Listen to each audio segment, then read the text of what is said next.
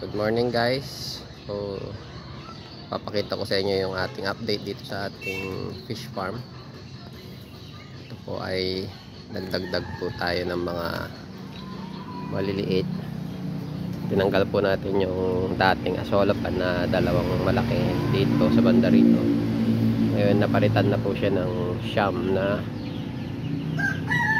2x1, tapos almost 50 cm yung kanyang height, pero yung water level is mababaw lang po.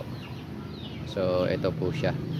So yung nakaraang video natin pinakita natin mayroon na tayong setup na dalawa, ngayon is total siyam na po.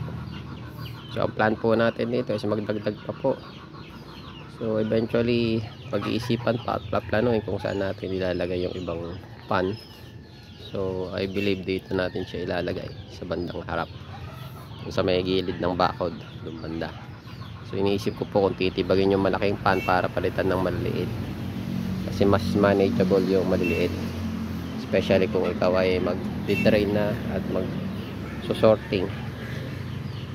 Huhuli na yung ating mga for sale. Pag sobrang laki, mahirapan tapusin within a day. So stressful para sa mga isda pagka na-istorbo mo sila ng maghapon, tapos nasa intent pa sila, pwede po silang mamatay. So nilipat ko na po yung ating mga isda rito, galing po doon sa mga black bean. So nandito na po yung ating 24K molly, dalawang setup. Nagiwalay ko yung breeder na original dun sa mga sumunod ng batch. Ito po. Tapos ito po yung dating nakalagay sa asolapan, mga gapi. So puro molly and gapis lang po ang ating nandito. Pero po tayo ditong PKBM, although mabagal siyang magparami. Hopefully dito sa mas malaking pan mas mabilis nang dumami itong mga isda rito. Yan po, 24K molly. Ay hindi po, PKBM. Ito naman po is molly lang to.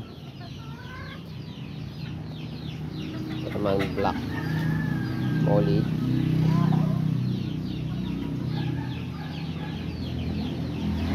Nabawasan yung ating breeder, naging isa na lang yung original breeder dito. Namatay yung dalawa, hindi ko napansin. Yung ating dinrain lang yung ating black bean, isa na lang pala yung original. Hindi natin sure kung ano yung kinamatay, dahil may mga manok dito pwedeng habang kumakain, dahil nasasampa nila